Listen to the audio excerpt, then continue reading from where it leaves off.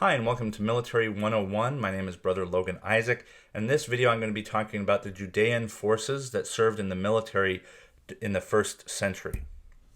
So if you've watched my other videos on the Roman legions, the Roman forces and military, you'll know that there's a distinct difference between the different forces, and they're all set up under the legion, cohorts, and century structure, but they have very different soldiers, people filling their ranks. From the very top, we have the legionari, then we have the auxilia, which are local recruits, and then the numeri, which are not Roman, but their client king has some kind of relationship with Rome. These are three basic types of forces that Rome employed in its military. And so when Jesus was walking the earth, when he was engaging in his earthly ministry, there's a very different situation than when the Gospels were being written. And so before 70 AD, which we'll talk about later, there were very, very, very few legionaries, light-skinned Italian legionary soldiers in Rome. We often hear that there's, Rome was occupying Judea, or there was some, oppression going on, and that's only marginally true. So you see in this slide, there were only one small group of legionaries in Judea at the time. Caesarea Maritima is where the procurator had his capital and his palace. And with the procurator, there were some Italian soldiers there, perhaps a century, probably no more than a century. Judea was a sub-province within the Roman Syrian province. And so the Syrian governor in Antioch had a legion there, a couple of legions on the borders, but not in what we would call Judea. From 6 BCE, when Herod I dies and splits up his kingdom among his sons, there were different layers of political power in Judea. And so one was certainly the Roman capital in Caesarea Maritima. Again, about a century of soldiers there. So about 80 men, a centurion, and that was probably it. There were two cohorts that were stationed in Judea proper, cohorts of auxilia, so local recruits who speak the local language and Greek, but who are incentivized to Roman citizenship. They were not citizens when they served. The one that we know of, or the two that we know of, the first is the cohort Sebastianorum, or the Sebast cohort. Sebast, which the Bible calls Samaria, which is the capital of the northern kingdom when it existed, Sebast was a major recruiting town.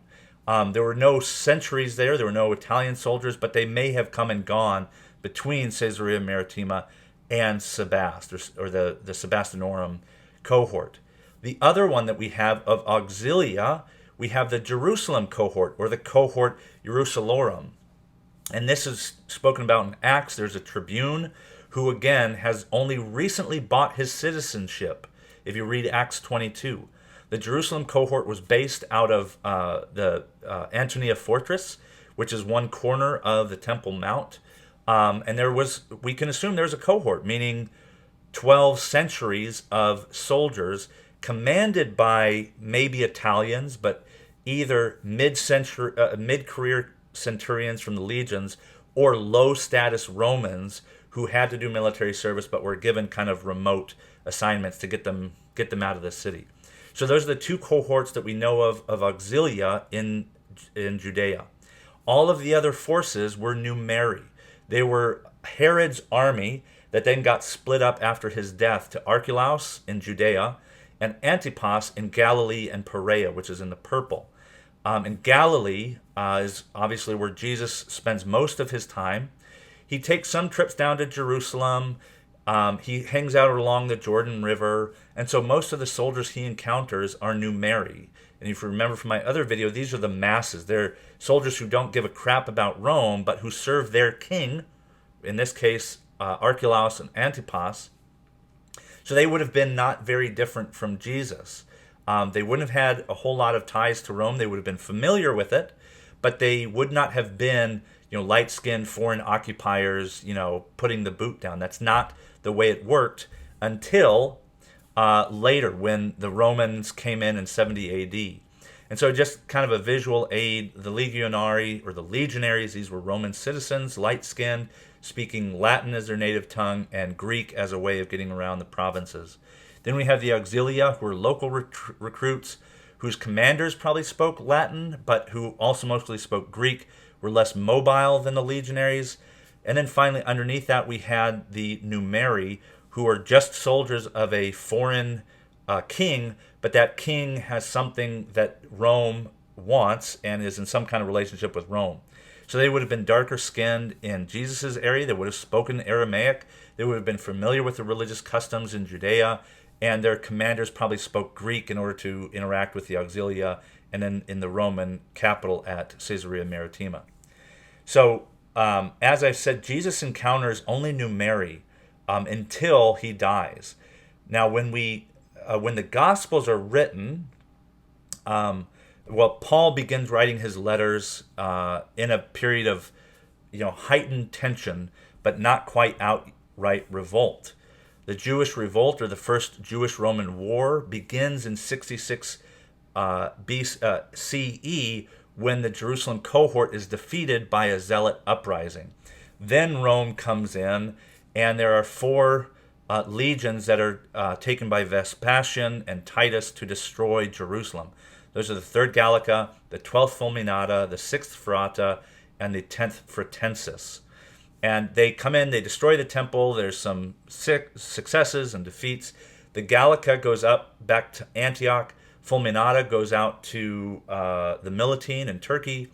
But the Ferrata remains in a place called Legio, which is not far from Megiddo, which is right on the outskirts of Nazareth. So anybody who was in Galilee would have experienced and crossed paths with Roman soldiers, Italian light-skinned soldiers from the 6th Ferrata. If you go down to Jerusalem, the 10th Fretensis replaced the Jerusalem cohort. So no longer auxiliaries, but Roman legionaries in the Holy City at Fort Antonia. There's probably still a sentry at the capital, Caesarea Maritima, and the Sebast recruiting hub was still in place. And then Herod, the Herodians, had some amount of sway and still had some armies. It kind of comes and goes through the first century, but there are still some numeri. So this is the situation when the Gospels are written. Massive, overt, light-skinned occupation. That is when it happens, but not when Jesus was living. And so there's this subtle, sharp distinction between when Jesus was living and what the political situation really was, and then the political situation that Mark at first, and then Matthew and Luke are trying to reconcile with the difference that Jesus experienced. Jesus never went to Caesarea Maritima. He never encountered a light-skinned Roman soldier. His disciples, however, did. And the gospel writers, the evangelists, Paul did. So there's a different situation. And again, it's a slight difference, but an important one. Thank you for watching the video. If you have any questions or want to go more in depth in an in-person or online workshop, go to pewpewhq.com. Or if you want, subscribe to my Substack,